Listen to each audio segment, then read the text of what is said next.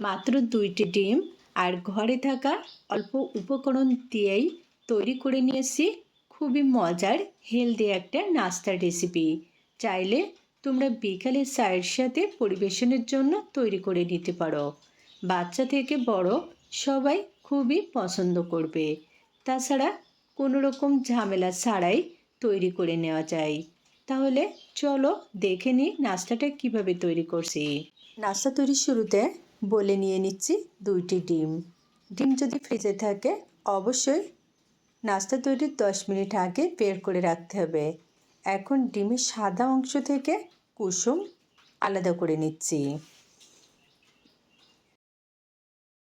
অবশ্যই এই কাজটুকু একটু সাবধান করতে হবে যেন কুসুম সাদা অংশের ভিতরে গলে না যায়। এখন বিট করে নিচ্ছি। এখানে একটা ইলেকট্রিক বিটারের সাহায্যে আমি বিট করে নিচ্ছি। তবে তোমাদের হাতের কাছে যদি এরকম ইলেকট্রিক বিটার না থাকে সেক্ষেত্রে তোমরা হ্যান্ড উইস্কের সাহায্যে কিংবা ব্লেন্ডারে ব্লেন্ড করেও এই রেসিপিটা তৈরি করতে পারো। 1 টেবিল চামচ চিনি দিয়ে দিলাম।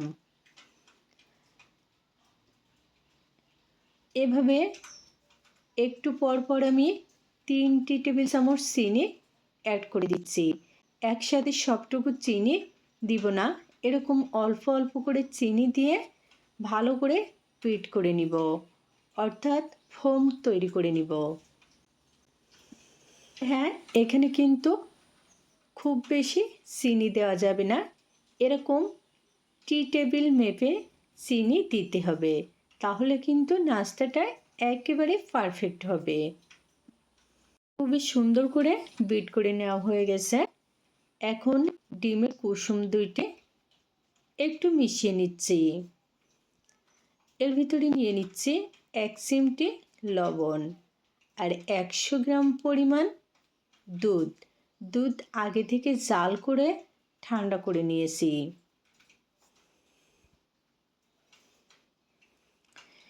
এখন একটা ছাঁকনি নিয়ে নিলাম আর ছাঁকনিতে নিয়ে নিচ্ছে ময়দা। এখানে আমি 150 গ্রাম পরিমাণ ময়দা নিয়ে নিলাম আর সাথে হাফ টেবিল চামচ বেকিং পাউডার। এখন ছাঁকনিতে করে সেঁকে নিচ্ছি। এরকম সেঁকে নিলে বেশি ভালো হয়, কারণ অনেক সময় দেখা যায় যে ময়দার ভিতরে দলা থাকতে পারে। এখন সব উপকরণগুলো একটু সময় নিয়ে মিশিয়ে নিচ্ছি। এমনভাবে মিশিয়ে নিব যেন কোনো রকম লাম্পস না থাকে। মিশিয়ে নেওয়া হয়ে গেছে। এই মিশ্রণ কিন্তু খুব বেশি পাতলা হবে না। এখন মিশ্রণ ফোমের ভিতরে দিয়ে দিচ্ছি মিশিয়ে নেওয়ার জন্য।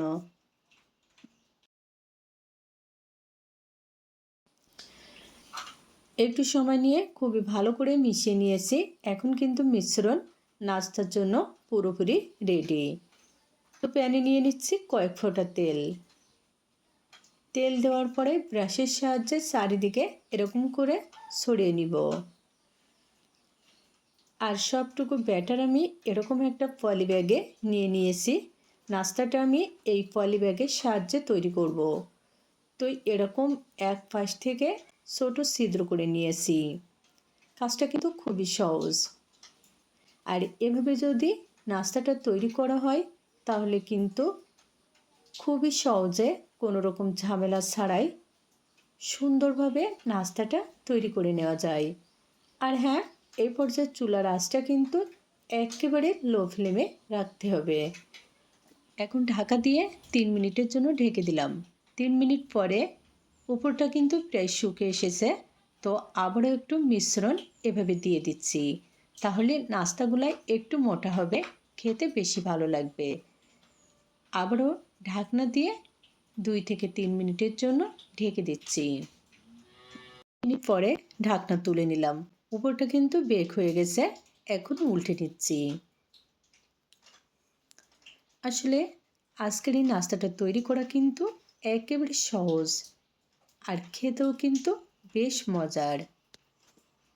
2 মিনিট মতো পরে দেখো ব্যাক সাইডটাও ভালোভাবে বেক হয়ে গেছে। আর নাস্তাগুলা দেখতেও কিন্তু খুবই সুন্দর হয়েছে। তো এখন তুলে নিচ্ছি।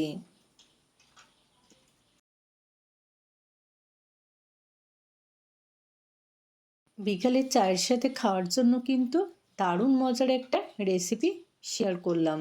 যদি ভালো লাগে অবশ্যই ট্রাই করে দেখবে। আজকে আর নয়, অন্য কোনো দিন দেখা হবে অন্য কোনো মজার রেসিপি নিয়ে। খোদা হাফেজ।